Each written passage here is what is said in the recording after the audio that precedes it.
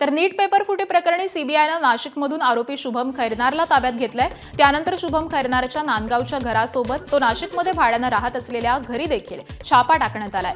आरोपी शुभम खैरनारच्या घराची झाडाझडती घेण्यात आली आहे। नांदगावमध्ये आरोपी शुभम खैरनारच्या घराची रात्री उशिरापर्यंत चौकशी करण्यात आली। तर या कारवाईमध्ये काही साहित्य ताब्यात घेण्यात आल्याची माहिती मिळतेय। दरम्यान शुभम खैरनारला दिल्लीमधील न्यायालयामध्ये हजर केलं जाणार आहे। या प्रकरणामध्ये इतर आरोपींचा देखील सहभाग असण्याची शक्यता व्यक्त करत त्यांचाही शोध घेण्यासाठी शुभमची कोठडी आवश्यक असल्याचं सीबीआयनं म्हटलंय। त्यामुळे आरोपी शुभम खैरनारच्या कोठडीमध्ये वाढ होण्याची शक्यता आहे। नीट प्रकरणामधील नाशिकमधील आरोपी शुभम खैरनारच्या कुटुंबाची गुन्हेगारी पार्श्वभूमी असल्याचं समोर आलंय।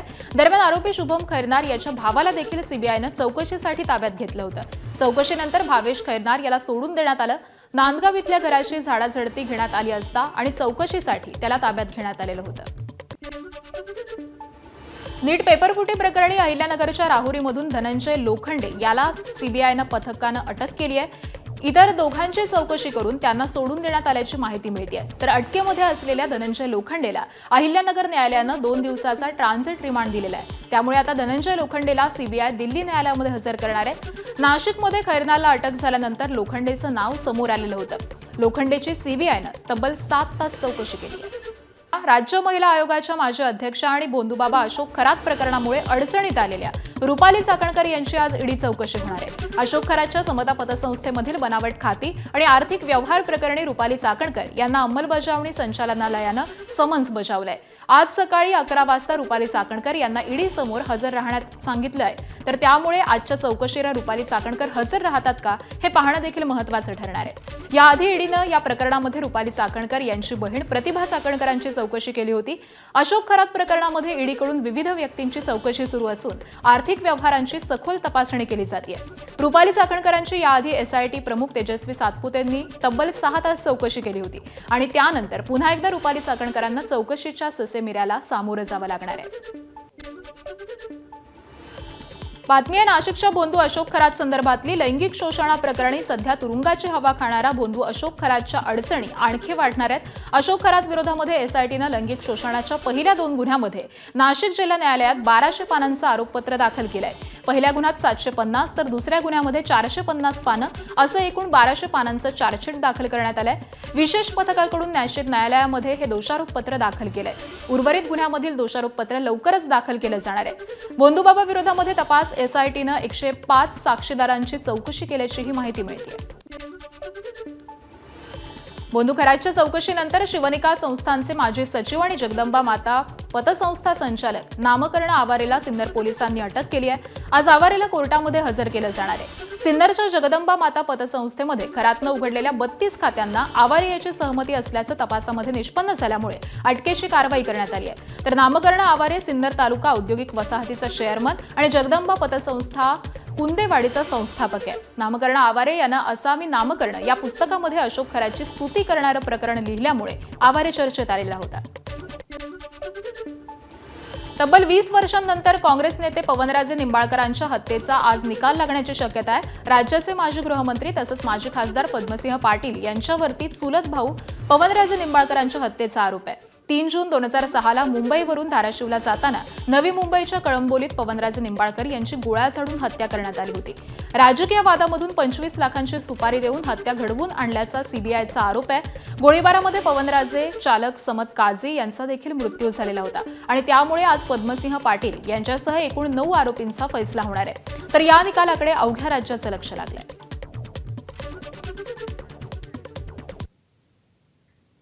तर नेमकं हे प्रकरण काय आपण समजून घेऊया। 3 जून 2006ला काँग्रेस नेते पवनराजे निंबाळकरांची हत्या करण्यात आली।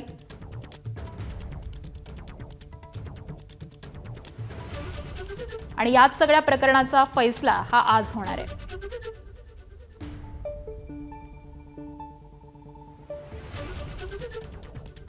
मुंबईवरून धाराशिवला जाताना नवी मुंबईच्या कळंबोलीत त्यांची गोळ्या झाडून हत्या करण्यात आली। माजी गृहमंत्री आणि चुलत भाऊ पद्मसिंह पाटील यांच्यावरती हत्येचा आरोप आहे। राजकीय वादातून 25 लाखांची सुपारी देऊन हत्या घडवल्याचा सीबीआयचा आरोप आहे। गोळीबारात पवनराजेंचा चालक समत काझीचा देखील मृत्यू झालेला होता। 2009ला सीबीआयकडून पद्मसिंह पाटील यांना अटक करण्यात आली। सप्टेंबर 2009 पासून पद्मसिंह पाटील हे जामिनावरती आहेत। पद्मसिंह पाटील यांच्यासह 9 आरोपींचा आज फैसला होण्याची शक्यता आहे आणि त्यामुळे अवघ्या राज्याचं लक्ष या प्रकरणाकडे लागलंय। अमरावती शहराचा पाणी पुरवठा बंद करण्याचा इशारा देण्यात आलाय। आजपासून अमरावती शहराचा पाणी पुरवठा बंद करण्याचा इशारा जीवन प्राधिकरण कंत्राटदार असोसिएशननं दिलेला आहे। 18 कोटींचं बिल प्रलंबित असल्यामुळे जिल्हा जीवन प्राधिकरण कंत्राटदार असोसिएशनकडून 6 मे पासून बेमुदत ठिय्या आंदोलन सुरू आहे। मात्र आंदोलनाची कोणतीच दखल न घेतल्यामुळे आजपासून अमरावती शहराचा पाणी पुरवठा हा बंद करण्याचा इशारा देण्यात आलाय।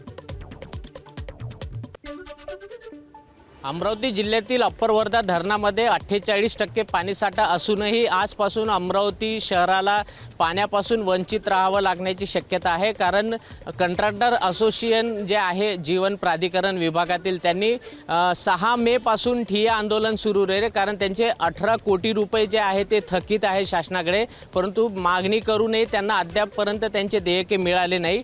आणि त्यानंतर काल त्यांनी अखेर निर्णय घेतला की पाणी पुरवठा देखभाल दुरुस्तीचे जे कामे आहे ते आजपासून आम्ही बंद करणार असा इशारा दिलेला आहे। त्यामुळे या दृश्यामध्ये जर आपण बघितलं की हे जलशुद्धीकरण केंद्र आहे अमरावती शहरात, या ठिकाणावरून मोर्शीला लागून जे अप्पर वर्धा धरण आहे त्या धरणपासून पाईपलाईनद्वारे अमरावती शहराला या ठिकाणी पाणी पुरवठा होतो।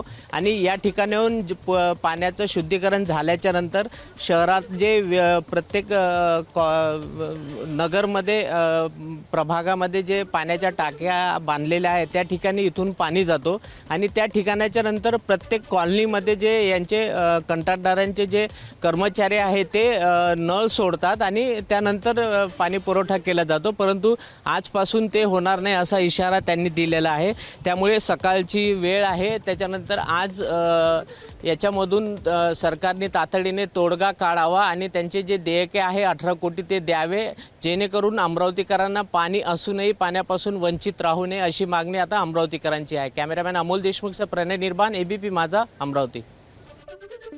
चंद्रपूर जिल्ह्यात तापमान वेगानं वाढतंय। एप्रिल महिन्यामध्ये चंद्रपूर जिल्ह्यामध्ये लोकांना हीट वेव्हचा सामना करावा लागला।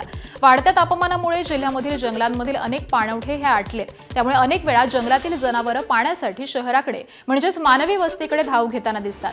मानवी वस्तीकडे जंगली प्राणी आल्याचा असाच एक व्हिडिओ मनसे प्रमुख राज ठाकरे यांच्या नजरेस पडला। त्यानंतर त्यांनी चंद्रपूर जिल्ह्यामधील आपल्या कार्यकर्त्यांना जंगलामध्ये पाठवलं आणि पाणवठे तयार करण्याचे आदेश दिले। त्याप्रमाणे मनसेच्या कार्यकर्त्यांनी चंद्रपूर शहरालगत असलेल्या जंगलामध्ये 16 पाणवठे तयार केले। चंद्रपूर जिल्ह्याचा उन्हाचा पारा जो आहे तो दिवसेंदिवस वाढत आहे। मेच्या मधात सध्या आपण आलेलो आहे आणि पारा जो आहे तो 43, 44, 45च्या घरात गेलेला आहे आणि अशा परिस्थितीमध्ये जे जंगलातले पाणवठे आहे ते आटत आलेले आहे मोठ्या प्रमाणात आणि या सर्वांची दखल एका नेत्याने घेतलेली आहे, राज्यातल्या एका मोठ्या नेत्याने, आणि हा नेता आहे राज ठाकरे। हो, हे खरं आहे, राज ठाकरे यांनी थेट चंद्रपूर जिल्ह्यातला हा जो पारा वाढतोय आणि यामुळे जे जंगली जनावरं चंद्रपूर शहर काही इतर शहरांकडे वळत आहे याची दखल घेतलेली आहे आणि त्यांनी आपल्या मनसैनिकांना आदेश दिला आहे की ताडोबा आणि जे इतर जंगल आहे या भागामध्ये पाण्याचे अशा प्रकारचे छोटे छोटे टँक तयार करा, जेणेकरून जे वन्य प्राणी आहेत ते जंगल सोडून शहरात येणार नाही आणि त्यांची पाण्याची गरज जी आहे ती जंगलाच्याच आसपास पूर्ण होईल। जंगलातील वन्य प्राणी हे शहराच्या भागात येऊन राहिलेले आहेत। शहराच्या भागात आले तर बरेचसे अपघात होऊन राहिलेले आहेत रस्त्यावरती किंवा मग शिकार होण्याचे प्रकार राहते। तर अशा वेळेस ना आज चंद्रपूरचं तापमान सुमारे 44, 45, 46च्या घरात गेलेलं आहे। अशा वेळेस राजसाहेबांनी सांगितलं आहे की छोटे छोटे पाणवठे त्यांना पाण्याची व्यवस्था करा। या भागात जाऊन डिपार्टमेंटशी बोलून डिपार्टमेंटशी बोललो व त्यांना आम्ही सांगितलं की आम्ही आमच्याकडनं वन्य प्राण्यांसाठी पाणवठे मारतोय। पाणवठे आम्ही साधारण आज ज्या प्रमाणात आम्हाला पाणवठे मारायचे होते त्या प्रमाणात आम्ही त्यांना पाणवठे मारलेले आहेत, त्या पाण्याची व्यवस्था करून दिलेली आहे। आणि हीच भूमिका कुठेतरी पर्यावरणाबद्दल जी संवेदनशीलता आहे ती थेट चंद्रपूर जिल्हा आणि ताडोबा व्याघ्र प्रकल्पाचा जो आजूबाजूचा भाग आहे तिथे सुद्धा त्यांनी एकदा पुन्हा दाखवून दिली आहे। सारंग पांडे, एबीपी माझा, चंद्रपूर। देशातील 2 प्रमुख दूध पुरवठादार कंपन्या अमूल आणि मदर डेअरीनं उत्पादन खर्चामध्ये झालेली वाढ लक्षात घेता आपल्या दुधाच्या किमतीमध्ये प्रति लिटर 2 रुपयांनी वाढ करण्याची घोषणा केली आहे। आजपासून हे नवे दर लागू होणार आहेत। पशुखाद्य दुधाचं पॅकेजिंग आणि इंधनाच्या दरामध्ये वर्षभरात मोठी वाढ झाल्यामुळे उत्पादन खर्चामध्ये वाढ झाली आणि त्यामुळेच मदर डेअरीनं देखील आपल्या सर्व प्रकारच्या दुधांच्या किमतीमध्ये प्रति लिटर 2 रुपयांनी वाढ केली आहे। नागपूरमधील प्रसिद्ध पब्लिको कॅफेला प्रशासनानं 15 दिवसांसाठी सील ठोकलंय। नियम धाब्यावरती ठेवून हा कॅफे चालवला जात होता। वारंवार सूचना देऊन देखील कॅफे चालकानं त्यामध्ये सुधारणा केलेल्या नव्हत्या आणि त्यानंतर पोलिसांनी ही कारवाई केली आहे। सध्या नियम धाब्यावरती ठेवून बार आणि पब चालवणाऱ्यांच्या विरोधामध्ये नागपूर पोलिसांचं धडक कारवाई सत्र हे सुरू झालंय। ठाण्यातील कळवा आणि कापूरबावडी इथं वाहतूक पोलिसांच्या नाकाबंदी दरम्यान 2 वेगवेगळ्या घटनांमध्ये चालकांनी पोलिसांच्या अंगावरती कार घालून पळ काढल्याच्या घटना घडल्यात। पोलिसांनी जीव धोक्यामध्ये घालून पाठलाग करत दोन्ही कार जप्त केल्यात। दोन्ही घटनांमध्ये चालक फरार झाले, पण विशेष म्हणजे दोन्ही गाड्या कर्नाटक नोंदणीच्या असल्यामुळे त्या चोरीच्या असाव्यात असा संशय व्यक्त केला जातोय। कळवा वाहतूक उपविभागीय पोलिसांच्या पथकानं विटावा ट्रॅफिक कार्यालयासमोर नाकाबंदी केलेली होती आणि यावेळी संशयित क्रेटा कार थांबवण्याचा प्रयत्न केला, मात्र चालकानं न थांबता भरधाव पळ काढला। वाहतूक पोलिसांनी तात्काळ दुचाकीवरून कारचा पाठलाग केला आणि साधारण 1 किलोमीटरवरती पोलिसांनी कार ताब्यात घेतली आहे। दरम्यान कापूरबावडी वाहतूक विभागानं ड्रंक अँड ड्राईव्ह विरोधामध्ये नाकाबंदी केलेली होती आणि यावेळी संशयित किया सेल्टोस कार थांबवण्याचा प्रयत्न करण्यात आला, मात्र चालकानं पोलिसांच्या अंगावरती काल घालण्याचा प्रयत्न करत घोडबंदर रोडच्या दिशेनं धूम ठोकली। पोलिसांनी एका डिलिव्हरी बॉयची दुचाकी घेऊन 7 ते 8 किलोमीटरपर्यंत कारचा पाठलाग केला आणि ही कार जप्त केली आहे। तोकडे कपडे घालून रील्स बनवणाऱ्या सुनेमुळे सासू सासऱ्यांनी आत्महत्या केल्याची धक्कादायक घटना घडली आहे। हरियाणाच्या पानिपत जिल्ह्याच्या नारा गावामधली ही घटना असून सुनेच्या तोडक्या कपड्यांमुळे सासरच्या मंडळींमध्ये खटके उडायचे। सून स्नेहाच्या मॉडर्न जीवनशैलीला तिचे सासू सासरे हे वैतागलेले होते, तर सुनेच्या रील्समुळे गावामध्ये नाचक्की होत असल्यानं त्यांनी हे टोकाचं पाऊल उचललंय। एबीपी माझा, उघडा डोळे बघा नीट।